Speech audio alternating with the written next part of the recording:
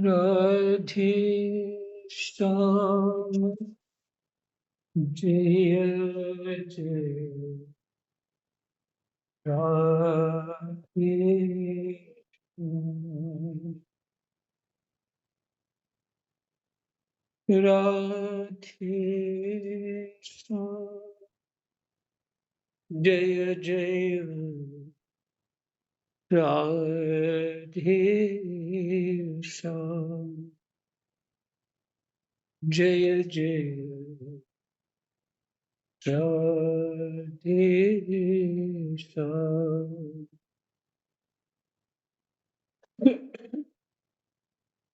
श्री गणेशाय नमः।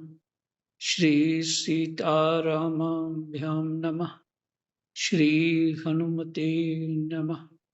श्री उमापते नमः। श्री गुरुवे नमः।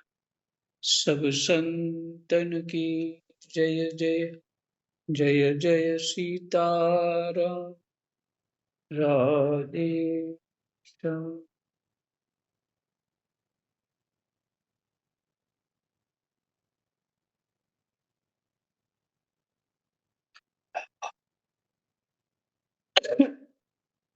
श्रीमद् भागवत महापुराण और महात्म्य का प्रथम अध्याय चल रहा है, जिसमें 27 श्लोक हमारे पाठ हो चुके।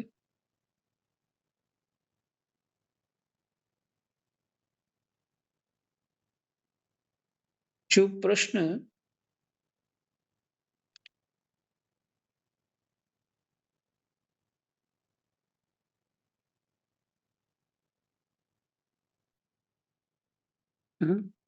महत्तम के 41वें श्लोक तक पाठ हो चुका है।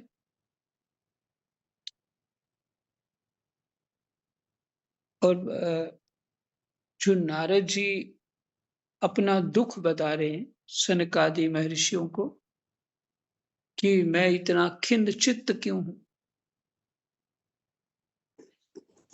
पूरी पृथ्वी पर गया और वहां पे कोई ऐसे सिद्ध महापुरुष नहीं मिले। तीर्थों का भी जो प्रभाव है वो समाप्त हो चुका है। यवनों ने हमारे तीर्थों पर वो अशुद्धि अशुद्धि जो है कर रखी है, क्योंकि तीर्थों पे रह रहे हैं वो तो सब जगह गंदाई करते हैं। ये सब उन्होंने अपने दुख की बात सुनाई। ब्राह्मण धन लेके वेद पढ़ाते हैं और देशवासी जो हैं बाजारों में अन्न बेचने लगे हैं। इसका अर्थ है पहले अन्न बेचा नहीं जाता था।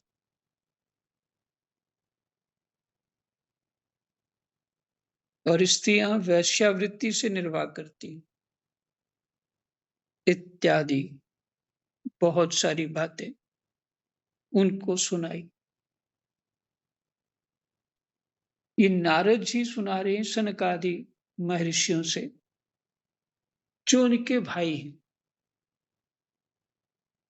नारद जी के भाई हैं ये चारों ऋषि।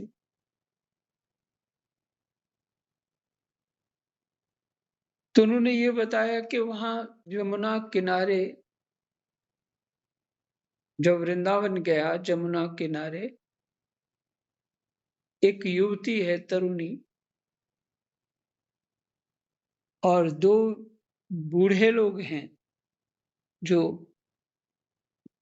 लंबी लंबी सांस ले रहे हैं, अर्थात उनको सांस ठीक से नहीं आ रही है, जैसे कोई मरने वाला हो।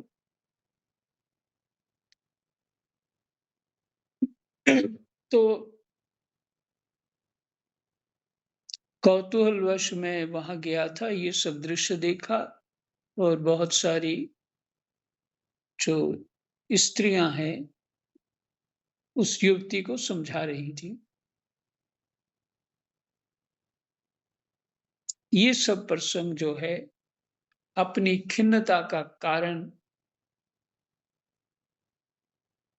सनकादि महर्षियों को नारद जी ने बताया। और एक पकड़ की बात जो समझनी चाहिए,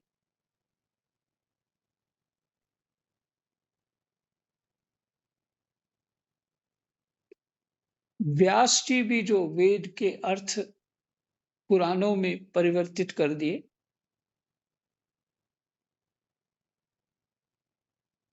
व्यास जी भी खिन्न हुए थे और नारद जी भी अब खिन्न है।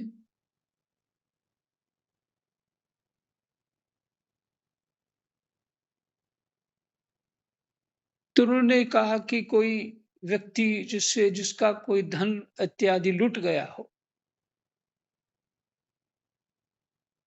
वही इतना व्यग्र या अशांत होता है,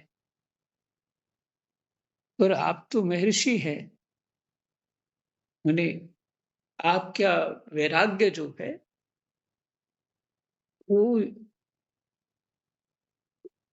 तीनों लोकों में उसकी प्रशंसा है। ये तो है, नारद जी एक जगह ठहरते भी नहीं, तो वैराग्य ही तो है। पर आप खिन्न हैं। तो यही सब कारण बताए। कहते उस युवती के पास मैं कौतूहलवश पहुंच गया था कि यहाँ लोग क्यों इतनी भीड़ है और क्या हो रहा है। ऐसे ही चला गया। हाँ, बात ये कहनी थी कि जो वैराग्यवान ना हो, ज्ञानवान ना हो, हम्म, उसको खिन्नता हो सकती है। ये तो संभव है। जो वैराग्यवान है, ज्ञानवान है, उनको खिन्नता नहीं होनी चाहिए।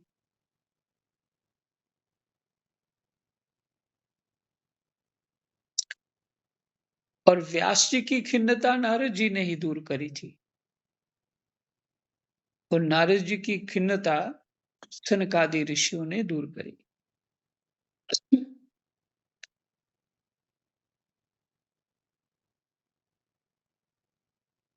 युवती ने कहा, अजी महात्मा जी, क्षण भर ठहर जाइए और मेरी चिंता को भी नष्ट कर दीजिए। आपका दर्शन तो संसार के सभी पापों को सर्वथा नष्ट कर देने वाला है।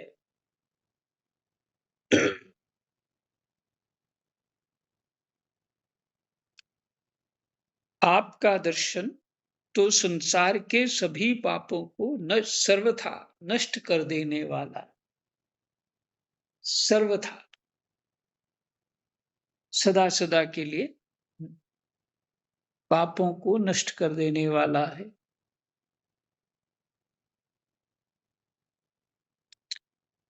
तो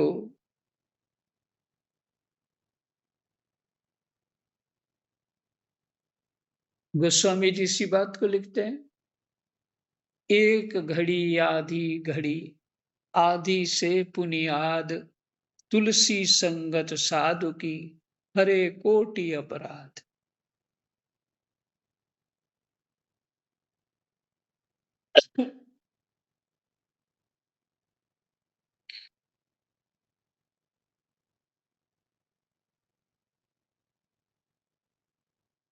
आपके वचनों से मेरे दुख की भी बहुत कुछ शांति हो जाएगी। मनुष्य का जब बड़ा भाग्य होता है, तभी आपके दर्शन हुआ करते हैं। नारद जी कहते हैं, तब मैंने उस स्त्री से पूछा, देवी तुम कौन हो?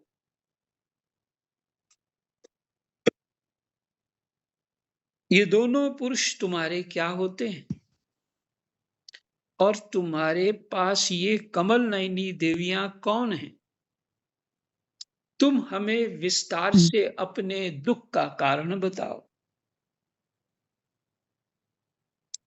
युवती ने कहा, मेरा नाम भक्ति है। ये ज्ञान और वैराग्य नामक मेरे पुत्र हैं।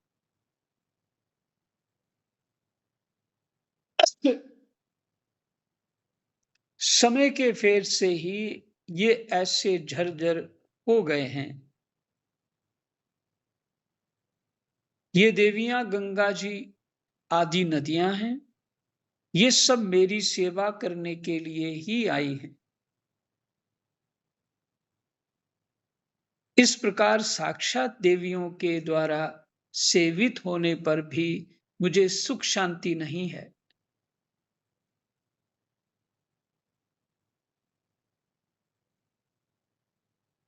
तपोधन, अब ध्यान देखकर मेरा वृत्तांत सुनिए।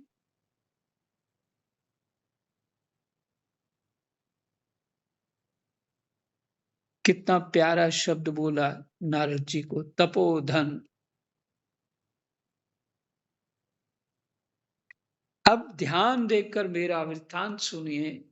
मेरी कथा वैसे तो प्रसिद्ध है, फिर भी उसे सुनकर आप मुझे शांति प्रदान करें। मैं द्रविड़ देश में उत्पन्न हुई, ये दक्षिण में। कर्नाटक में बड़ी, कहीं कहीं महाराष्ट्र में सम्मानित हुई, किंतु गुजरात में मुझको बुढ़ापे ने आ घेरा। वहां घोर कलयुग के प्रभाव से पाखंडियों ने मुझे अंग भंग कर दिया।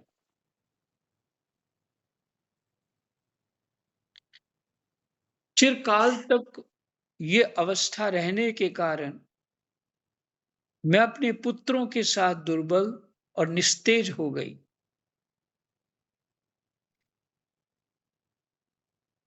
इसमें कुछ मर्म की बात समझने वाली भी है।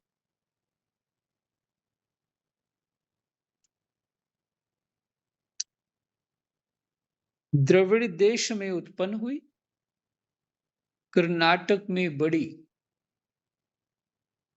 कहीं कहीं महाराष्ट्र में सम्मानित भी हुई, वहां भी प्रसन्नता हुई, किंतु गुजरात में मुझको बुढ़ापे ने आ घेरा।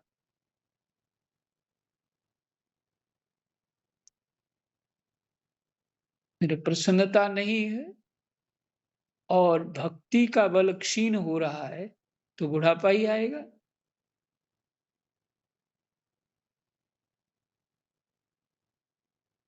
और फिर वहां घोर कलयुग के प्रभाव से पाखंडियों ने मुझे अंग भंग कर दिया।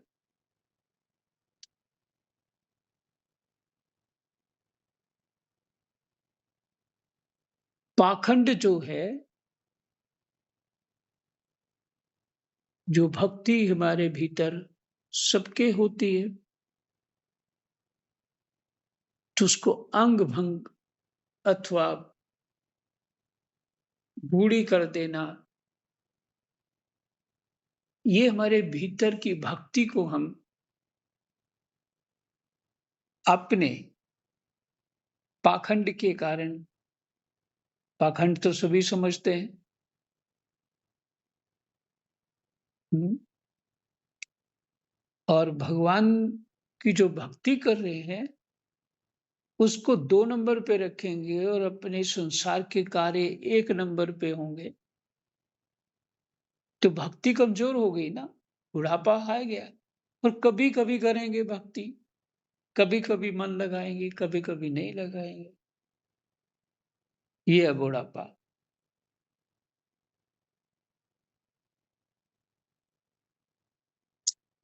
वहां घोर कलयुग के प्रभाव से पाखंडियों ने मुझे अंग भंग कर दिया। चिरकाल तक ये अवस्था रहने के कारण मैं अपने पुत्रों के साथ दुर्बल और निस्तेज हो गई। कि भक्ति के पुत्र ज्ञान और वैराग्य हैं, वो भी दुर्बल हो गए और निस्तेज हो गए। अब जब से मैं वृंदावन आई, तब से पुनः परम सुंदरी स्वरूपवती नवयुवती हो गई हूं।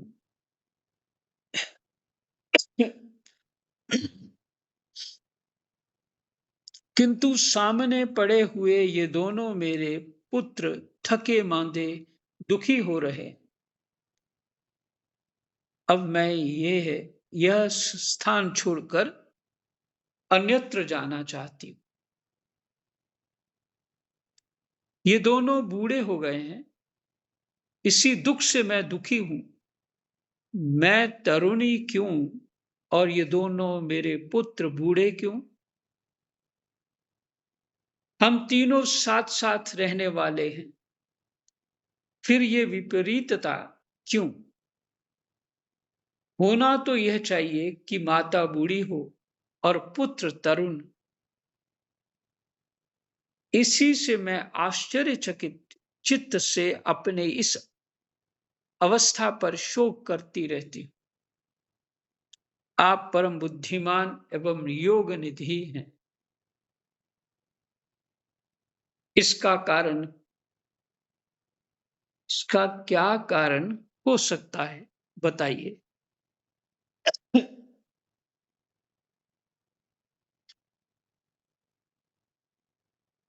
नारद जी ने कहा, साध्वी, मैं अपने हृदय में ज्ञान दृष्टि से तुम्हारे संपूर्ण दुख का कारण देखता हूं। ज्ञान दृष्टि से तुम्हारे संपूर्ण दुख का कारण देखता हूं। तुम्हें विषाद नहीं करना चाहिए। श्री हरि तुम्हारा कल्याण करेंगे। उच्च स्तर के भक्त जो है, उनका एक ही, सभी रोगों की एक ही दवाई रहती है उनके पास, श्री हरि कल्याण करें।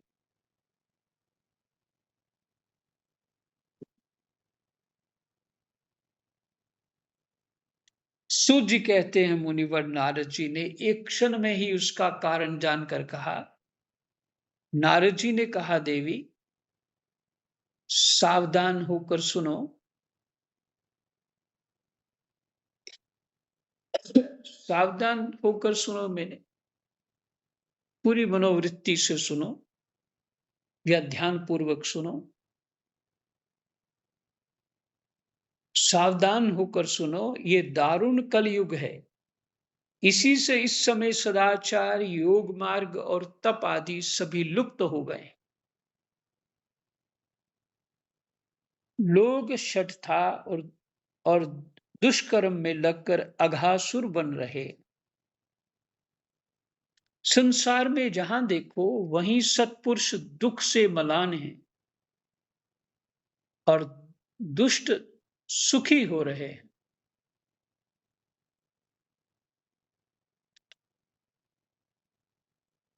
लोग शठता और दुष्कर्म में लगकर अघासुर बन रहे हैं।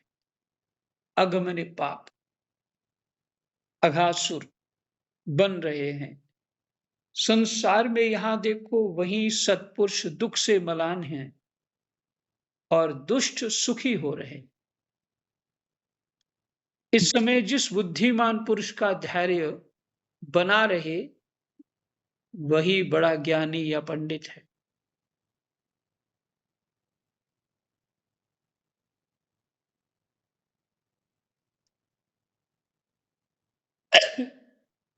पृथ्वी क्रमशः प्रतिवर्ष शेष जी के लिए भार रूप होती जा रही है।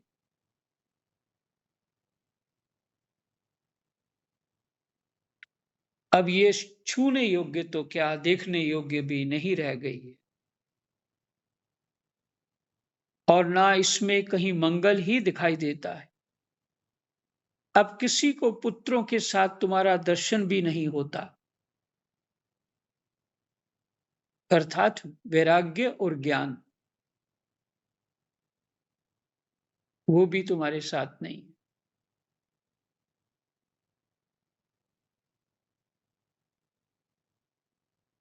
विषयानुराग के कारण अंधे बने हुए जीवों से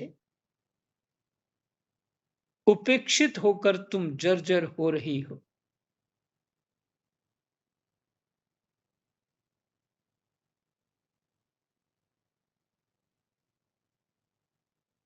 इसको फिर से मैं जो समझ में आ रहा है वो बताना चाहता हूँ कि जो हमने भगवान की भक्ति को दूसरे तीसरे नंबर पे रख दिया।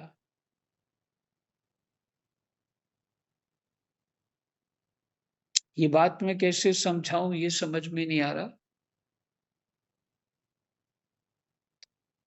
भक्ति जित हमारे हमारे मनोभाव में भक्ति जितनी अ, विशेष महत्वपूर्ण मानी जाएगी, वही स्वस्थ और तरुण भक्ति है। और जो कभी-कभी भक्ति का ख्याल आता है, तो कर लेते हैं, फिर भूल जाते हैं, तो ये भक्ति जर्जर है, बूढ़ी हो गई।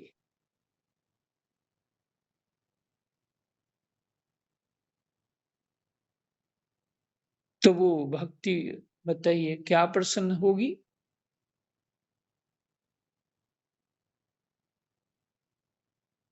इसका स्पष्ट होता है कि ज्ञान और वैराग्य नहीं।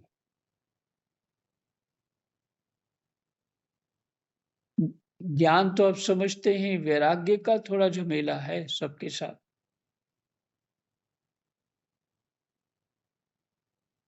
वैराग्य कामनाओं का करना है, वस्तुएं नहीं छोड़नी। जैसे कच्छ ने वस्तुएं छोड़ना शुरू कर दिया था। हम्म, कामनाएं छोड़नी है। तो ये वैराग्य जो है स्वस्थ होगा, भक्ति भी प्रसन्न हो जाएगी। वैराग्य उत्पन्न है ही नहीं, ज्ञान उत्पन्न है ही नहीं, तो भक्ति जो है अभी ठीक नहीं है हमारी।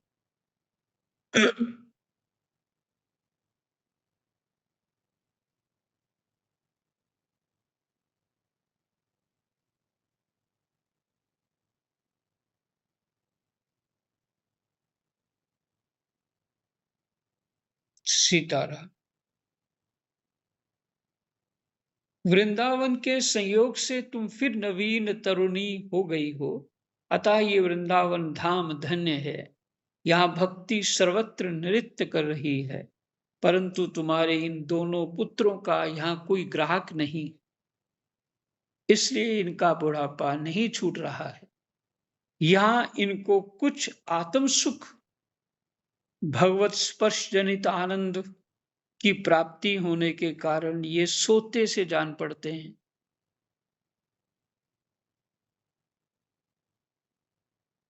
हाँ, ये तो है।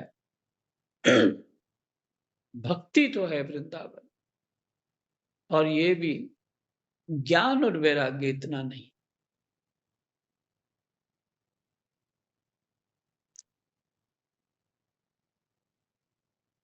अयोध्या में जाएंगे तो वैराग्य खूब है,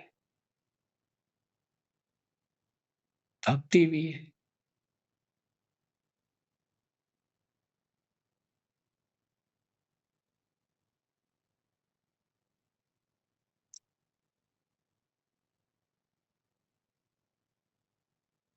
यहाँ इनको कुछ आत्म सुख की प्राप्ति होने के कारण ये सोते से जान पड़ते हैं।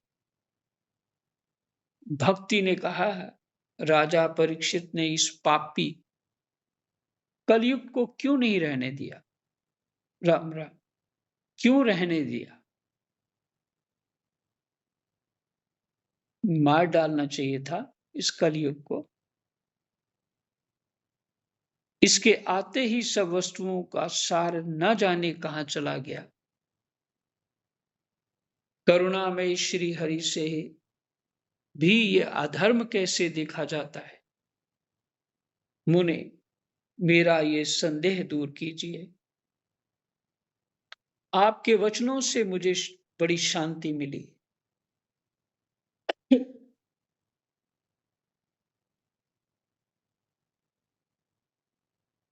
नारद जी ने कहा, बाले, यदि तुमने पूछा है, से एक विचित्र बात बताता हूँ।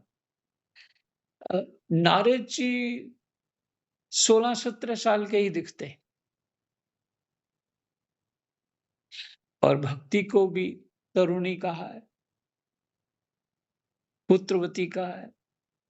तो नारद जी क्या कहते हैं, बाले, मैंने प्यार से बालिका को शब्द बोल रहे हैं, बहुत प्यार से कहते हैं, बाले, यदि तुमने पूछा तो प्रेम से सुनो।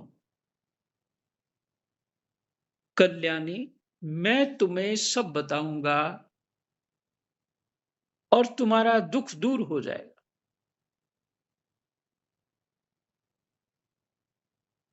जिस दिन भगवान श्री कृष्ण इस भूलोक को छोड़कर अपने परम धाम को पधारे, उसी दिन से यहां संपूर्ण साधनों में बाधा डालने वाला कलयुग आ गया। दिग्विजय के समय राजा परीक्षित की दृष्टि पड़ने पर कलयुग दीन के समान उनकी शरण में आया। भ्रमर के समान सारग्राही राजा ने यह निश्चय किया कि इसका वध मुझे नहीं करना चाहिए, क्योंकि जो फल तपस्या, योग एवं समाधि से भी नहीं मिलता, कलयुग में वही फल श्री हरि कीर्तन से ही भली भांति मिल जाता है।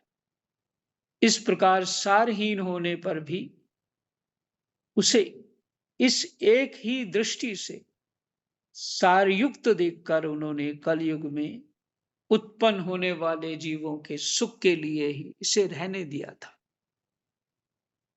ये कलयुग की महिमा है कि यहाँ कीर्तन मात्र से ही प्राप्ति हो जाती है।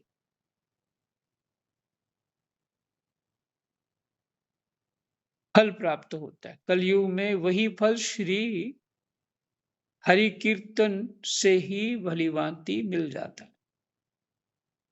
यही विश्राम करते हैं, समय हो गया है, कहीं फोन बंद ना जाए। कृष्णाय वासुदेवाय हरे परमात्मने प्रणतः क्लेशनाशाय गोविंदाय नमो। जय जय सीताराम।